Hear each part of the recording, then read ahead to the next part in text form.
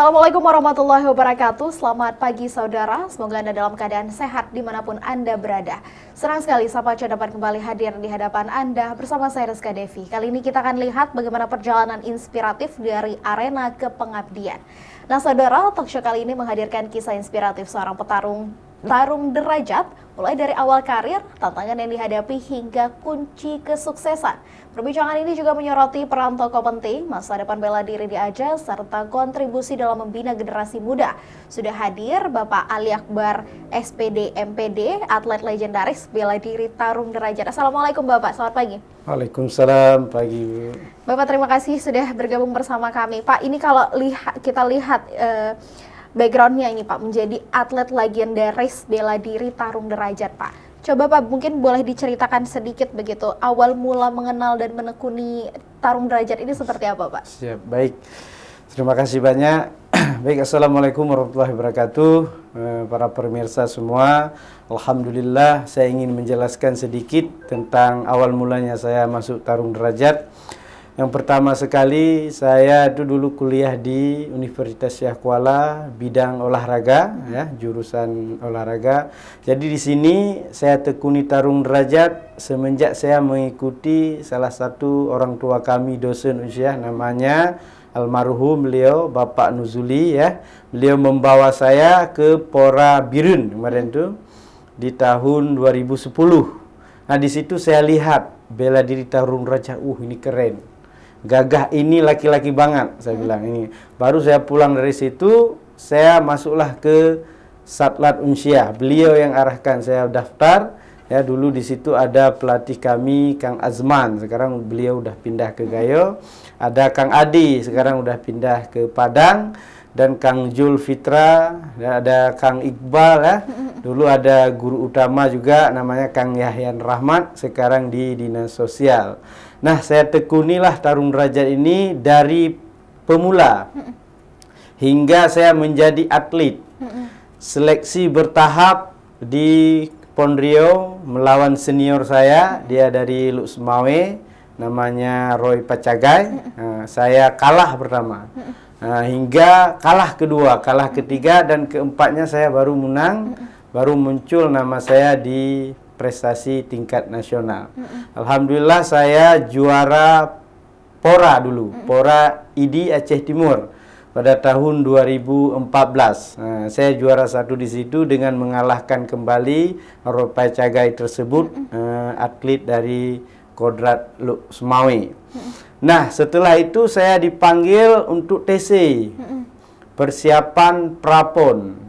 Prapon itu di Jawa Barat, TC 7 bulan di Jawa Barat, dibawa oleh pelatih, guru utama Kang Yaya Rahmat, juga guru Rajali, Kang Azman, Kang Saipul, Teh Naida. Ketika itu saya dilatih oleh Kang Saipul Anwar dan Kang Adi Sapta mewakili Kodrat Kota Banda Aceh. Beliau dua-duanya dari tentara, pelatih saya sekarang sudah pindah ke Bandung. Nah, sekarang posisi saya dipercayakanlah oleh beliau berdua menjadi pelatih utama dari tarung derajat Kota Banda Aceh yang sekarang memegang mandat tarung derajat Kota Banda Aceh.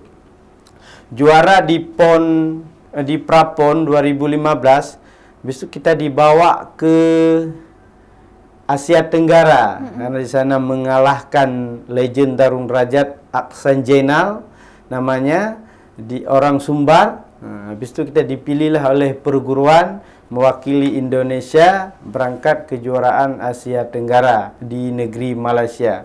Setelah pulang itu kita juga ikut event namanya PON, PON Jawa Barat, Jabar. Setelah dari Jabar kita juara, lalu kemarin mempersiapkan PON Aceh Sumut. Aceh Sumut juga ada PON Papua. Jadi di situ kita nggak jadi lagi atlet.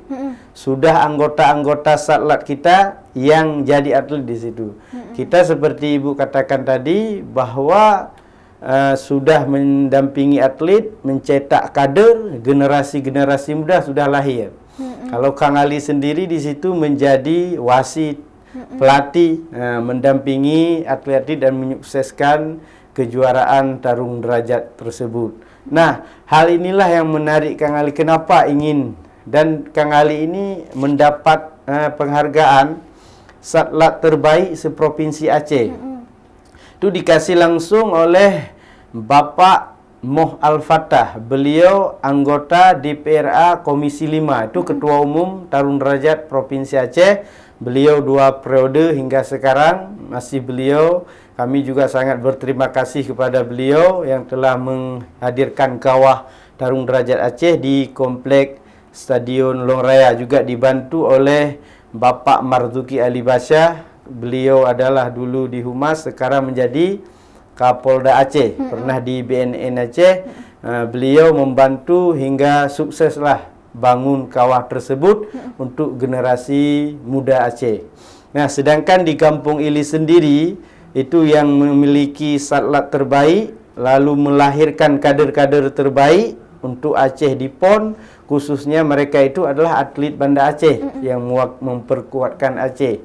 Di PON Aceh Sumut kemarin juga membawa hasil-hasil terbaik anak kita yang kita banggakan. Nah, di sini para kalangan muda yang kita latih ini bukan hanya untuk prestasi, untuk juara, bukan.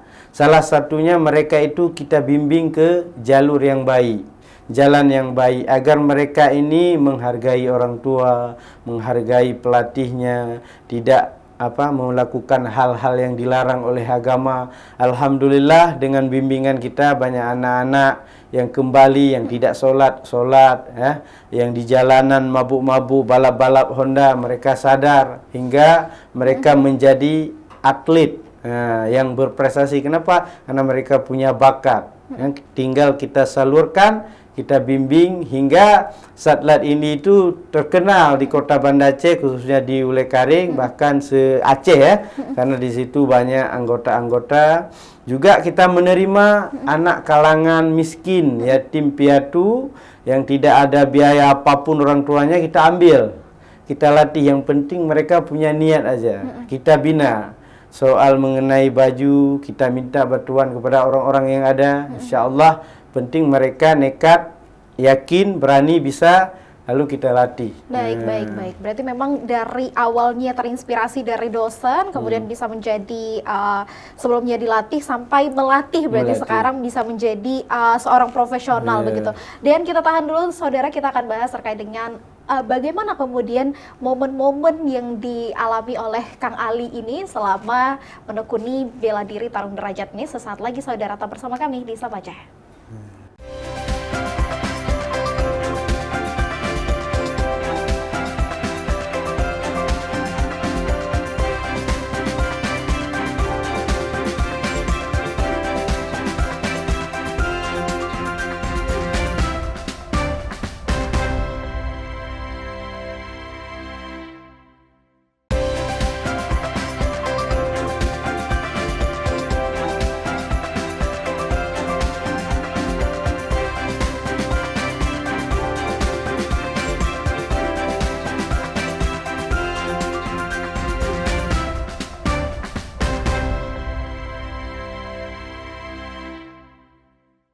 Ya saudara, terima kasih Anda masih bersama kami di Sapa Aceh. Kita masih membahas terkait dengan perjalanan inspiratif dari arena ke pengabdian. Nah, tadi sempat diceritakan awal mula begitu Bang, mengenal tarung derajat ini seperti apa, kemudian perjalanannya seperti apa sampai menjadi seorang profesional. Tapi Bang, di perjalanan panjang itu tentu ada momen menyedihkan. Itu seperti apa Bang? Boleh diceritakan mungkin? Boleh, siap. Terima kasih Kak Rizka ya. Oke, baiklah, pahit manisnya memang itu ada dalam kehidupan, karena di dunia ini adalah tempat ujian, baru di akhirat nanti kita tempat bersenang-senang, karena ada 2 pilihan.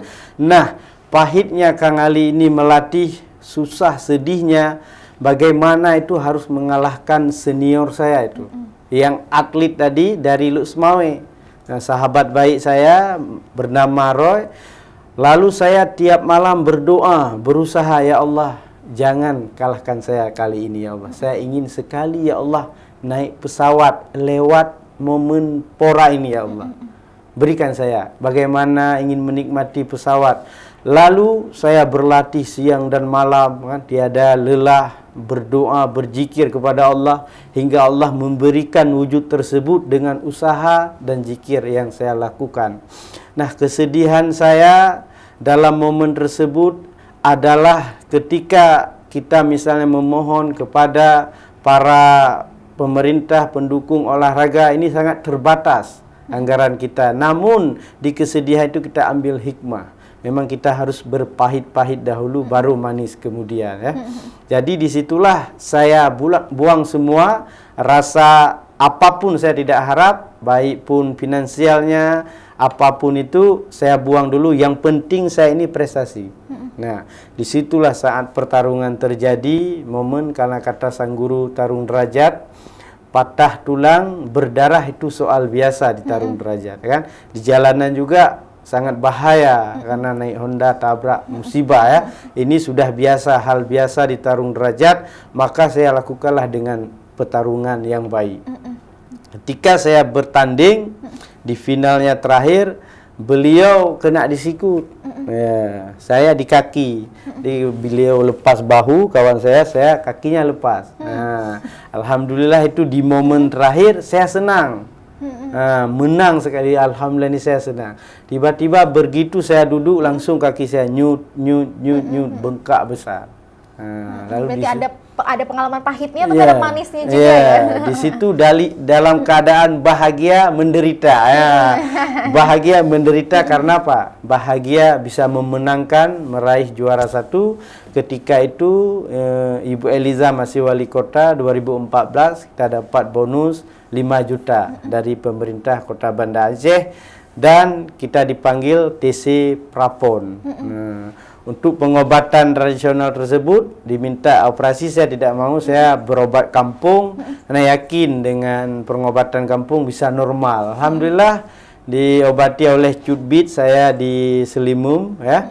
Diobati kembali normal. 2 minggu istirahat, habis itu bisa lari kembali. Di situ saya mulai berlatih terus dengan keyakinan niat hingga saya harus mendapat tiket untuk menuju PON. Tapi pernah ingin menyerah nggak, Pak? Mungkin capek begitu? Tidak, cuma yang ada dorongan mungkin dari orang tua laki-laki ya, ayo nak terus semangat. Kalau dari orang tua perempuan, beliau sedih, jangan ikut lagi nak. Kan dia, saya bilang, mak ini anak muda mak, kasih kesempatan sekali, doa mama saya harapkan, jangan takut, insya Allah juara, penting doa dari bunda. Berarti ini jadi kunci utamanya. Iya, doa orang tua. Kata bunda, ya udah nak, kalau begitu lanjutkan, saya doakan. Itu kunci dari sebuah kesuksesan. Nah, artinya di tarung derajat ini wajib ada izin orang tua dan keluarga semua dalam melakukan aksi latihan, karena di situ ada pahit, ada manisnya.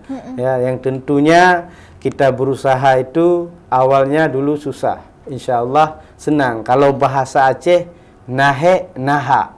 Kalau tidak ada he, tidak ada ha. Itu berarti ada lelahnya, ada haknya. Iya, seperti itu. Kalau Kang Ali sendiri begitu melihat masa depan atlet bela diri khususnya tarung derajat di Aceh itu seperti apa, Bang Ali? Jadi kalau saya lihat atlet khususnya tarung derajat sekarang ini peluang kerjanya emang susah. Saya berharaplah kepada pemerintah, semua atlet apapun itu, kalau memang ada kesempatan pekerjaan dikasih untuk atlet tersebut. Kenapa? Setiap atlet ini seperti film Rambo, habis perang udah habis dia, dapat bonus habis, nggak ada lagi penghargaan seperti pekerjaan kan. Dulu waktu Pak Irwandi gubernur, ada senior kami Kang Azman, Kang Rahmat, Teh Naida ya, Kang Sepul, itu orang tuh lolos jadi PNS, memang dianggarkan, tapi sekarang nggak ada lagi. Hal tersebut itu yang kami atlet pelatih sangat inginkan. Kenapa? Karena masa depan mereka di situ mungkin di pekerjaan. Itu kita harap kepada pemerintah agar semua atlet yang juara baik daerah nasional dihargailah dengan bonus-bonus, yang utama sekali adalah pekerjaan untuk mereka dalam menghadapi kehidupan masa yang akan datang. Juga kita berharap kepada atlet ini setelah dapat pekerjaan, dia mampu membina adik-adiknya. Nah, ini atlet sekarang sudah sukses, tidur dia. Enggak mau melatih, tidak mau membina, jadi kadernya hilang. Kenapa? Karena mereka lalai. Enggak ingin mendapatkan sedekah jariah dari ilmunya. Kalau kita melatih kan jariah, jangan kita harap honor dari mereka atau dari orang tua mereka. Kita ikhlas saja. Rezeki sudah Allah yang atur, kan? Tapi mereka ini kita WA, kita paksa tidak mau berlatih. Entah kenapa, kita nggak tahu, wallahu alam. Mungkin dicari, ya, mungkin salah satunya ini pekerjaannya, sibuk dengan kerjaannya. Itu banyak alasan. Dan salah satunya atlet Kang Ali ada juga di sini menjadi security di Serambi ini, Haris Agung namanya. Juga kalau atlet-atlet Banda Aceh yang di bawah Kang Ali Lobby, ada di GKN, juga ada di Bank BSI ya, security. Banyak pokoknya yang bisa kita bantu untuk atlet. Namun harapan Kang Ali kepada pemerintah agar atlet ini dibantu dengan baik supaya mereka bisa mendidik kader-kader selanjutnya. Baik. Berarti memang salah satu kendalanya itu ada di keterbatasan lapangan pekerjaan, Yeah. Pak. Tapi saudara, kita tahan terlebih dahulu, kita akan lihat apa sebenarnya yang menjadi tantangan besar yang dihadapi oleh atlet-atlet muda khususnya di Aceh dan bagaimana solusinya. Sesaat lagi saudara tetap bersama kami di Sapa Aceh.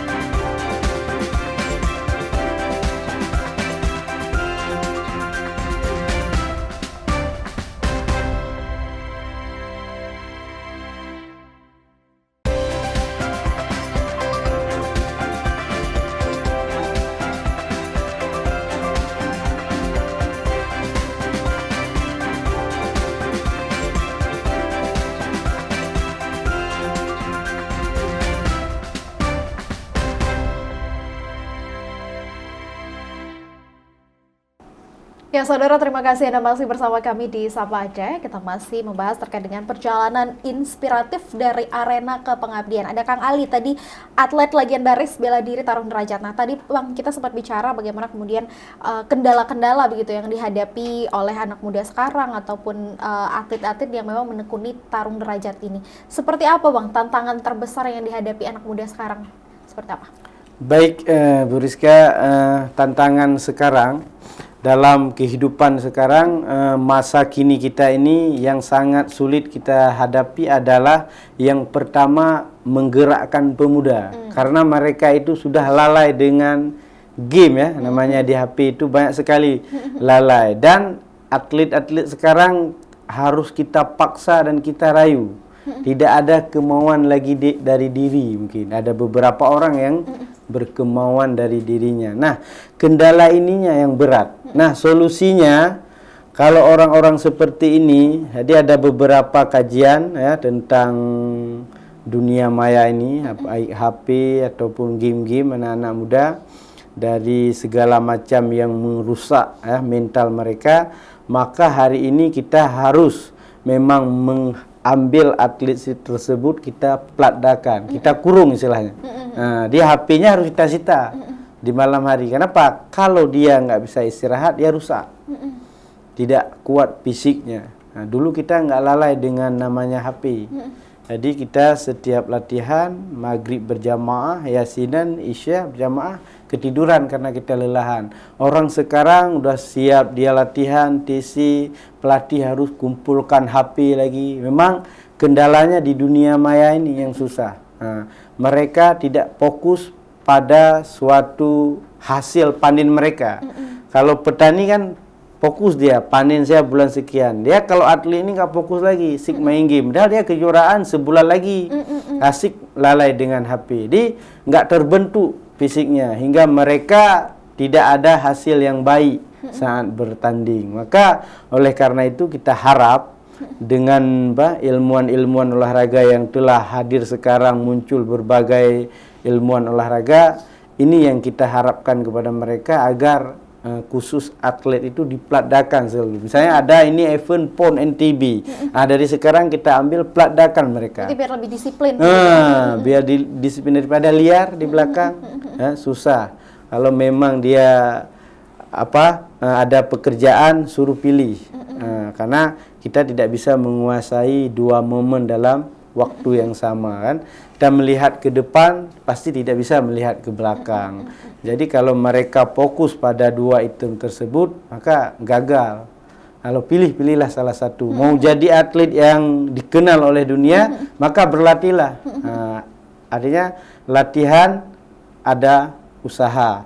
Berdoa itu tawakal kita kepada Allah. Maka dua kunci ini untuk merubah kehidupan tadi, bahwa usaha dan berdoa itu harus diseimbangi.